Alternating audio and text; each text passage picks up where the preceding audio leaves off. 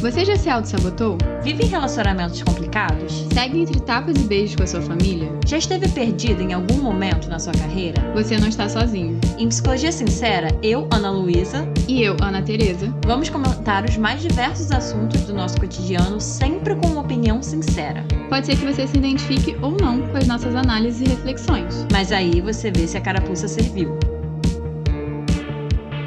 E aí, gente, bem-vindos a mais um episódio de Psicologia Sincera. Hoje é o quadro favorito do nosso podcast, que é o Analisando. Se você não sabe o que é o Analisando, basicamente os nossos ouvintes, o público que tá aqui, ouve a gente, manda histórias pelo nosso e-mail, que é o podcastpsicologiasincera@gmail.com, e pode ser história sobre qualquer questão que você está passando pela sua vida e de qualquer área, não precisa ser necessariamente a área que a gente vai falar hoje, que é um pouco sobre família. E por lá a gente sinaliza que a gente recebeu essas histórias, elas vão entrar numa fila, e aí a gente sempre tenta fazer episódios com histórias parecidas, porque muito provavelmente a gente vai falar coisas parecidas, né, pra esses ouvintes. Então a gente junta essas histórias e aí a gente analisa, dá nossos pitacos, nossas opiniões, como tá na vinheta, né? A gente vai trazer as nossas reflexões sobre a situação que tá acontecendo dentro de uma limitação de um podcast, sabendo que isso daqui não é uma terapia e não substitui uma terapia. E também, pra você que já tá careca de conhecer a gente, já viu isso daqui milhares de vezes, já conhece Analisando, é nosso fã, já mandou história. Gente, eu vou deixar o super convite pra vocês se tornarem nossos apoiadores lá no Orelo. A gente vai deixar o link aqui na descrição do episódio, que super ajuda a gente a manter esse projeto aqui. E você apoiando a gente por lá por um preço super acessível, até um super simbólico, vocês ganham um episódio extra por mês e vocês ainda têm preferência na fila de histórias desse quadro. Então por lá a gente tem os nossos combinados, vocês vão ver assim quando vocês ouvirem os episódios extras e exclusivos, mas entra lá e já tem uma biblioteca maravilhosa de conteúdo com muitos episódios legais. A Ana Luísa e eu, a gente até de vez em quando fica, será que a gente publica? Será que a gente não publica? Mas a gente deixa pros nossos apoiadores. Então bora de primeira história? Então bora de primeira história. Oi meninas, já ouvi alguns podcasts de vocês e quero dividir a minha história. Me ajudem, por favor. Sou uma garota de 17 anos e tenho pais extremamente tradicionais, conservadores e narcisistas. Nunca me fizeram sentir suficiente, então desde pequena tento agradar eles, fazendo tudo o que desejam e, consequentemente, deixando de ser quem eu realmente sou, e nunca adiantou, pois sempre faltava algo e eles me culpavam por isso. Consigo dizer facilmente que fiz e faço tudo o que posso, mas está extremamente difícil e insustentável. É horrível estar em uma relação de medo, culpa, insuficiência e desrespeito. Eles fazem questão de dizer que devo obedecer enquanto estiver na casa deles. Então, sinto na obrigação de obedecer a todo custo. Mas eles não deixam eu fazer nada. Não deixam eu sair com as minhas amigas, inclusive perdi muitas delas por nunca poder fazer nada. Não me deixam sair sozinha, nem fazer academia, só porque vai definir meu corpo. Não deixam jogar vôlei, sendo que me faz muito bem jogar vôlei. Dessas coisas, eu consigo até ir para o vôlei implorando toda semana. E eu sei que tudo que peço não tem nada de errado, mas mesmo assim, eles me fazem ser a errada da história. Acabei passando pano para a criação ruim dos meus pais até eu começar a namorar. Meu namorado me ajudou muito a ver que isso não é uma relação saudável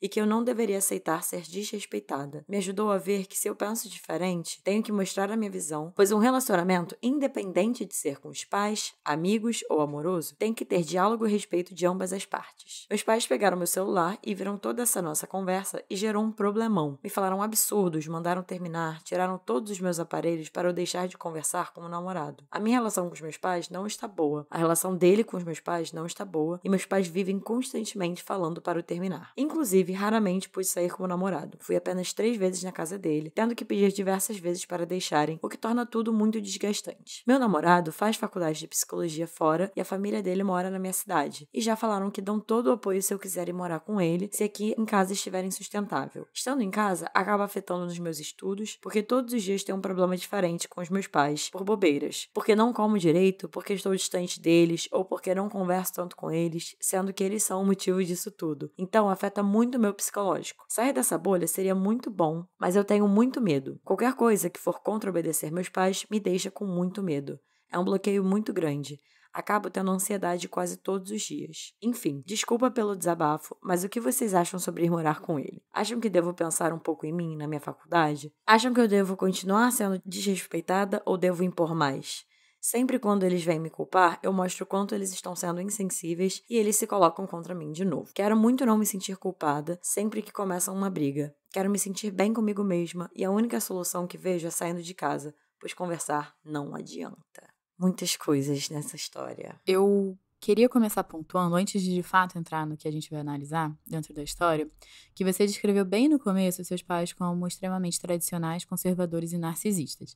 Eu sei que agora tá com uma onda de diagnóstico online, que as pessoas ficam dando, tá super na moda falar que mãe narcisista, pai narcisista, quem é narcisista. E, gente, de fato, o transtorno de personalidade narcisista, ele existe diagnóstico, só que só porque, por exemplo, alguém é crítico, mais egoísta, mais controlador, não quer dizer que essas pessoas são narcisistas. Para receber esse diagnóstico, por exemplo, lendo a história, obviamente eu não tenho acesso a todos os detalhes, não me cabe fazer diagnósticos, mas não me acendeu uma lanterninha de narcisismo dos seus pais. Me parece que eles são inábeis emocionalmente, me parece sim que eles não estão olhando para suas necessidades emocionais, eles são controladores, mas eu acho que isso vem muito de uma imaturidade emocional e uma dificuldade de conectar com você e de ser empático com você, do que de fato de um transtorno de personalidade. Eu fiquei pensando, assim, em relação a isso que a Natália estava falando, né? E até você trouxe que você tem 17 anos, né? E isso é uma coisa que eu fiquei com vontade de te falar. Primeiro, de te acolher, assim, que eu sinto muito que esse seja seu contexto, porque é nítido, né? A gente vê isso nas histórias que vocês enviam pra gente, a gente vê isso nas nossas clínicas, o quanto que é sufocante, né? E o quanto que de fato faz mal quando a gente fica preso numa bolha adoecedora dentro de casa, dentro das nossas famílias, seja de famílias muito críticas, seja de famílias, como a Natália estava falando, né? Inábeis emocionalmente. Quando a gente chama de inábil emocionalmente, a gente tá falando inábil no sentido de habilidade mesmo, né? Pessoas que não têm habilidades para lidar com as próprias emoções, com as emoções dos outros e por aí vai. O quanto que isso é adoecedor. E eu fiquei muito feliz, inclusive, de saber que você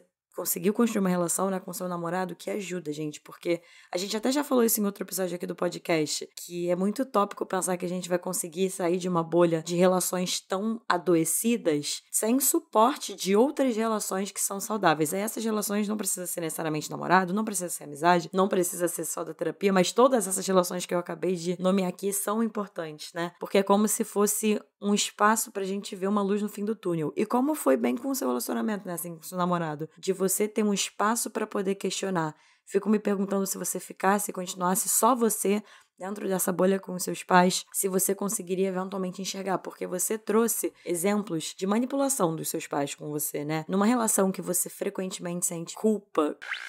Nossa, culpa é, assim, sendo nosso maior sinal de alerta ali enquanto terapeutas de uma relação que tenha manipulação envolvida. Porque a dinâmica da manipulação, seja entre pais com filhos, seja entre parceiros amorosos, seja entre amigos, no trabalho, enfim, né? O sentimento que é ativado é a culpa. Então eu fico me perguntando se não é uma relação abusiva, né? Que tem culpa, você falou que tem também medo. E não é que a gente nunca vai sentir essas coisas quando a gente tá se relacionando, tá, gente? A gente pode ter medo de perder uma pessoa, a gente pode cometer um erro com alguma pessoa que a gente ama e se sentir culpado. É normal sentir isso, mas uma relação que é marcada principalmente pelo medo, pela culpa, e você ainda trouxe a insuficiência e o desrespeito, já nos dá sinais de alerta. No mínimo, a relação não está saudável e possivelmente é uma relação abusiva, que é o que me parece que é o seu caso. Eu também queria dar estrelinhas pra você no sentido de você vem de um lugar que a Ana Luísa tá aí descrevendo, e eu concordo com elas, de abuso, e você descreve um relacionamento saudável, das informações que a gente tem acesso, de uma pessoa que tá aí por você, te ajudou a enxergar coisas, te estimula a colocar limites na relação, te estimula a estar vivendo sua faculdade, os seus estudos, te apoia no que você precisa, ofereceu, né, pra você ir morar lá junto com ele. Então eu tô muito feliz por você, porque é muito difícil a gente fazer diferente de onde a gente vem. Então, acaba que quando a gente vem de lares abusivos ou muito disfuncionais, muito tóxicos, a gente tem uma tendência inconsciente de replicar isso. E eu fico muito feliz que, não sei se é seu primeiro namorado ou não, mas você escolheu um parceiro pra sua vida do qual você não replicou esse ambiente. Porque se você tivesse replicado, muito provavelmente só ia reforçar os comportamentos que você tem. E os comportamentos que você tem é um pouco de subjugação, de você tá ali sempre abaixando a cabeça pra tentar se encaixar, porque em algum momento você acha que abaixando a cabeça, não batendo de frente, você vai ser amada, você vai ser aceita. E eu tô entendendo que cansa, porque você não tá recebendo o que você quer dos seus pais. Seja atenção, seja carinho, seja empatia. Eu não sei exatamente que necessidade emocional você tá procurando ali que eles tentem suprir, mas eles não conseguem. E aí entra no que eu falei também no começo, que é, talvez os seus pais eles não consigam, não porque eles não queiram, mas porque eles têm um desenvolvimento emocional, dado a história de vida deles, dado a família deles, dado os valores que eles têm, as referências que ele tem do que é demonstrar afeto numa família.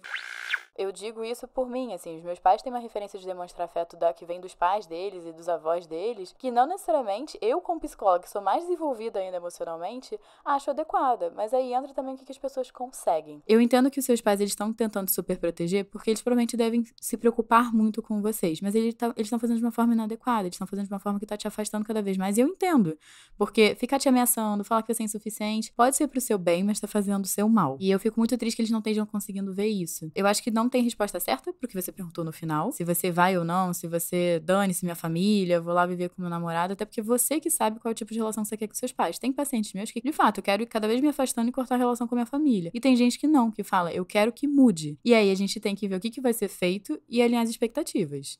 Até porque toda relação é 50-50. Então é muito comum a gente ver isso também na clínica, né? E é um momento muito difícil, eu acredito, percebendo tanto as minhas clientes quanto vivendo isso enquanto cliente também na minha própria terapia, que é um momento muito difícil quando a gente se dá conta de que tem coisas que a gente gostaria de mudar numa relação. Também pode ser qualquer relação, mas vamos falar aqui dos nossos pais, né?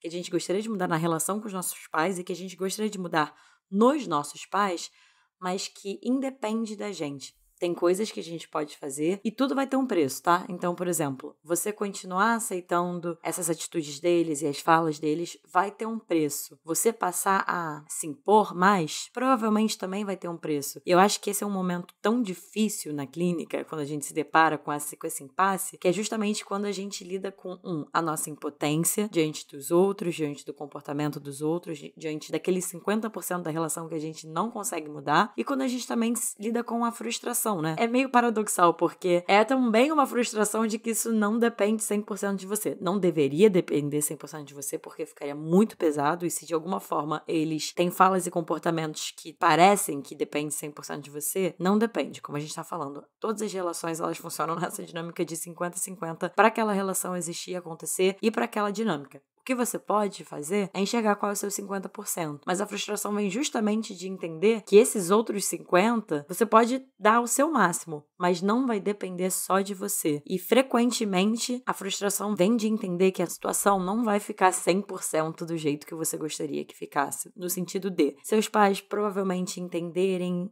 tudo o que você gostaria que eles entendessem, ou seus pais mudarem, porque a Teresa tocou num ponto muito importante de a gente colocar aqui. Você é muito nova, né? Você tem 17 anos, e eu não tô falando isso num sentido de diminuir você, ou diminuir, assim, o que você já tem de consciência de você, sobre os seus pais, sobre a sua vida, mas é porque realmente, quando a gente é mais novo, e desde criança e na adolescência isso vai diminuindo, na vida jovem adulta também, na vida adulta, mas ainda quando a gente tem um processo de amadurecimento emocional, não necessariamente acontece com a idade, né? A gente vai tendo mais consciência de que muitas coisas que acontecem com os nossos pais, muitas coisas que nossos pais fazem com a gente dentro dessa dinâmica, né? Porque é uma dinâmica de poder.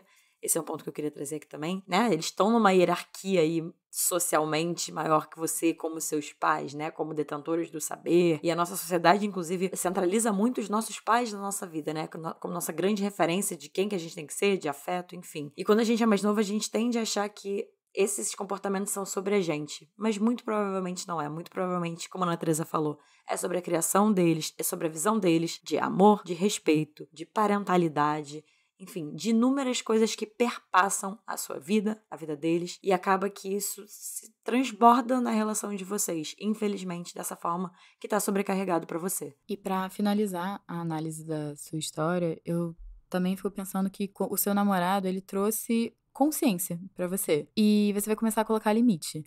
Colocar limites em relacionamentos que não haviam limites antes é difícil, e você não tá errada de pensar que isso vai ser desafiador, que isso vai gerar medo, que isso vai gerar desconforto. Eu acho que isso vai ser uma construção, então assim, você vai começar a colocar os primeiros tijolos agora, lá na frente você vai ficar super feliz de você ter traçado esse caminho, mas não vai ser fácil, porque os seus pais, eles estão muito bem acomodados, eles são os favorecidos da relação, e você vai mudar essa dinâmica para você também ser favorecida e eles também, mas nisso eles também vão ter que ceder um pouquinho, e que eles não estão cedendo nada. Então você vai botar eles num lugar desconfortável, que talvez te gere desconforto, né, porque tem gente que não gosta de gerar desconforto em terceiros, mas eu acho que é nessa geração de desconforto seu e deles é que vocês vão construir uma terceira coisa, que é um outro relacionamento pra vocês. Mas você vai ter que investir nisso. Então bora de segunda história? Bora de segunda história.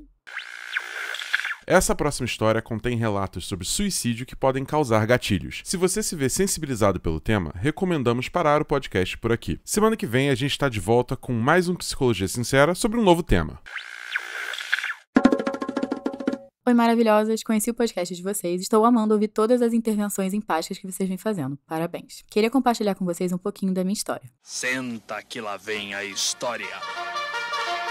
Tenho 34 anos e faço terapia há 14 anos. Procurei psicoterapia porque eu me sentia muito mal comigo mesma. Me sentia quase sempre triste, ou irritada, ou deprimida. Mas muitas coisas mudaram quando eu fiz 17 anos. Vi minha mãe agindo como se fosse minha inimiga, mesmo sem eu ter feito nada. Ela transou com meu namorado, me contou isso de uma maneira super fria, minimizou minha dor, debochou da minha dor, colocou meu pai e minha irmã contra mim. E no meio disso, ela já separada do meu pai em 6 anos, toda vez que meu pai dizia que não poderia me ver, eu ficava arrasada e ela tripudiava em cima dessa dor. Com 30 anos, pensei em suicídio, pois ainda é muito pesado viver com ela, e agora, ela, aos 62, depende de mim, financeiramente, emocionalmente, fisicamente. Me sinto presa nessa relação e sinto que agora é só esperar ela morrer, mas que isso ainda vai demorar mais uns 20 anos. Me sinto meio sem caminho, sem vontade de fazer nada e fazer as coisas que eu gosto. Me sinto cansada, sempre muito cansada. Bom, primeiro de tudo, eu queria falar também pra você, ouvinte que enviou essa história, que eu sinto muito, assim, ouvindo você, eu fui sentindo um peso cada vez maior, né? Fiquei me perguntando...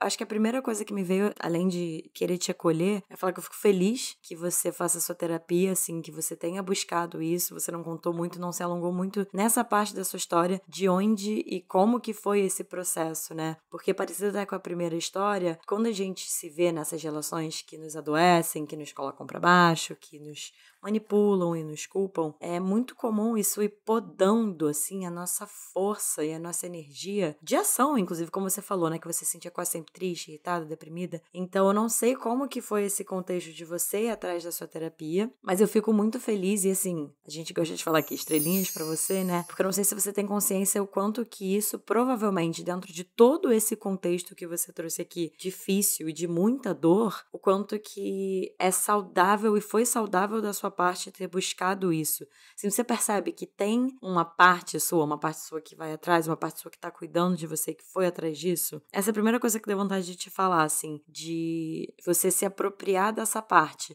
Porque, mais uma vez, quando a gente é podado, é difícil a gente ver essa luz no fim do túnel mesmo, né? E principalmente quando essas relações são os nossos pais, que eu acho que é o foco aqui do episódio. E que eu acho que é um lugar importante da gente trazer aqui, que a gente já fez muitas vezes aqui no podcast. Eu lembro que era de praxe, assim, no início do nosso podcast, né, Ana Teresa, da gente desidealizar um pouco esse lugar dos pais nas nossas vidas, né?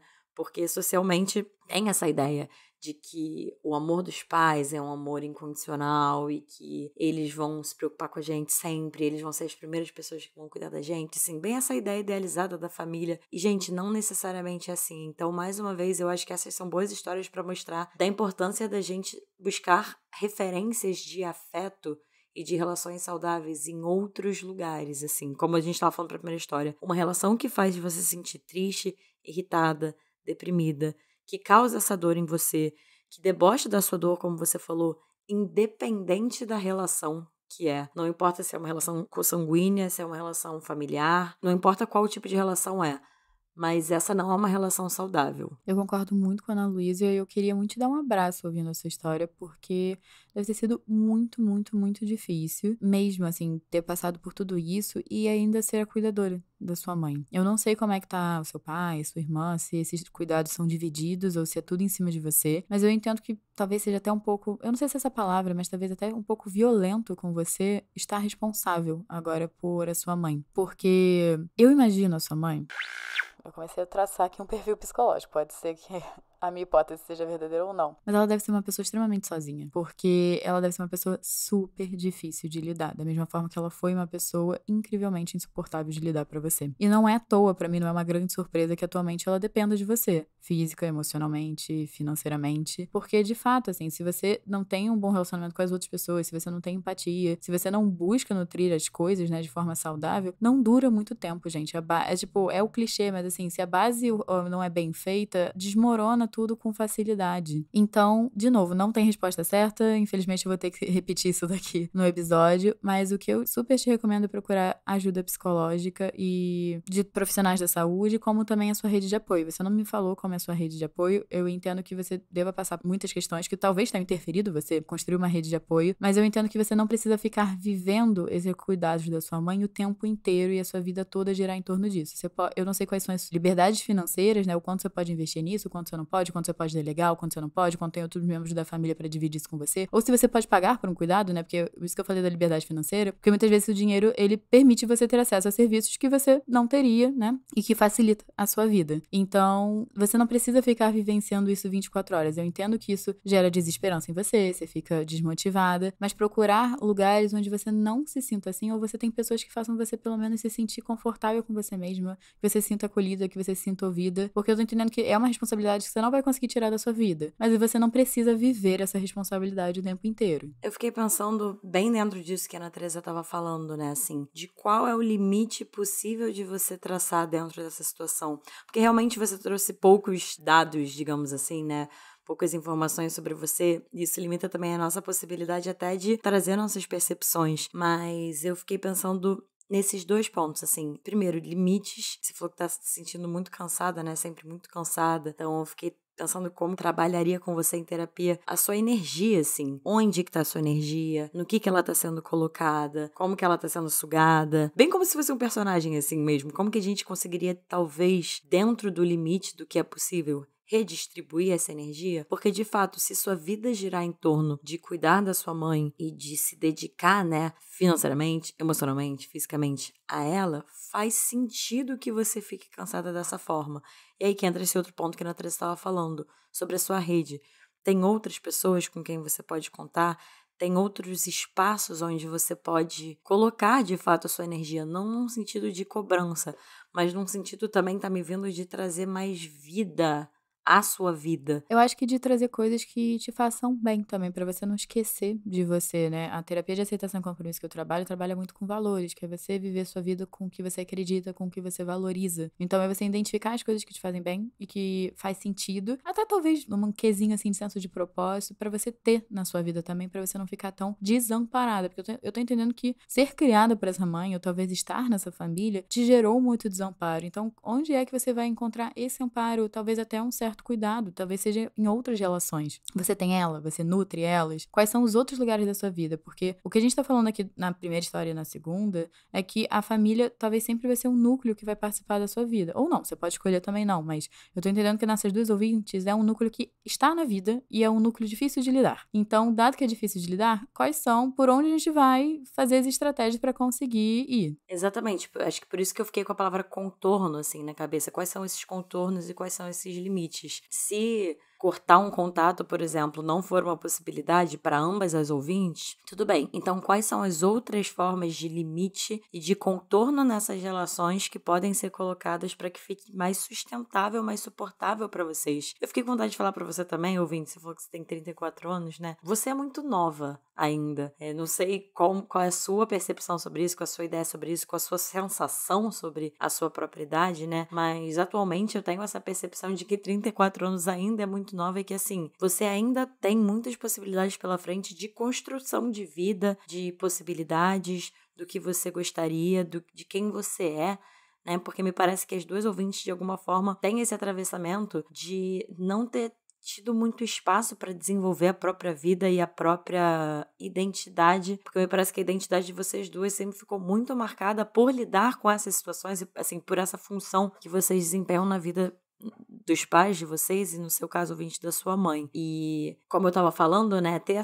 esse atravessamento tão forte da identidade pode acabar como se fosse diminuindo o seu campo de visão daquilo que é possível para você, porque se você nem teve possibilidade ainda de olhar para você, para o que você quer e para os seus desejos, inclusive, né, me parece que vocês 2 não tiveram muito espaço para desejar para vocês, para a vida de vocês. Então, talvez sua energia também, assim, a energia perdida, digamos assim, possa estar aí também, né? Que eu tô falando, não sei se meu tom de voz tá parecendo uma coisa meio utópica, assim, muito esperançosa, positividade tóxica, mas não é, porque realmente, na minha percepção, isso tá em algum lugar. Não significa que vai ser fácil, como a Ana Teresa tava falando pra primeiro ouvinte. Quando a gente começa a mudar dinâmicas dessas relações, frequentemente a gente vai lidar com retaliações e com desagradar, enfim, e comportamentos contrários àquilo que a gente está fazendo, esse movimento, né? Então, não é que necessariamente vai ser fácil, mas eu fiquei com vontade de falar isso, assim. E de pontuar que também me deu vontade de falar para as 2 ouvintes, que a gente fala muito, a gente já fez outros episódios aqui falando sobre violência, né? Mas eu só queria pontuar que negligência emocional, abandono, que não necessariamente abandono fala de uma pessoa que saiu de casa e nunca mais voltou. Assim, o abandono emocional ele pode acontecer no dia a dia com aquela pessoa que tá ali convivendo com você. Que me parece que, de alguma forma, é o caso dessas ouvintes que enviaram as histórias. E abandono e negligência são formas de violência, tá, gente? Então, assim, pra vocês que estão ouvindo, se vocês ainda não estão num acompanhamento psicológico, a gente aconselha muito que vocês vão atrás, porque toda violência deixa marcas e me parece que na história de vocês duas seria importante acolher essa dor, acolher essa vivência da violência para digerir um pouco mais ela e para poder, né, mais tempo e mais trabalho emocional ali em terapia, com a rede de vocês, ver o que vocês podem construir a partir disso, né? Levando em consideração que vocês não podem mudar o passado, mas talvez agora vocês possam, como a Natália estava falando, gostei dessa palavra, né? Mudar a estratégia, de alguma forma.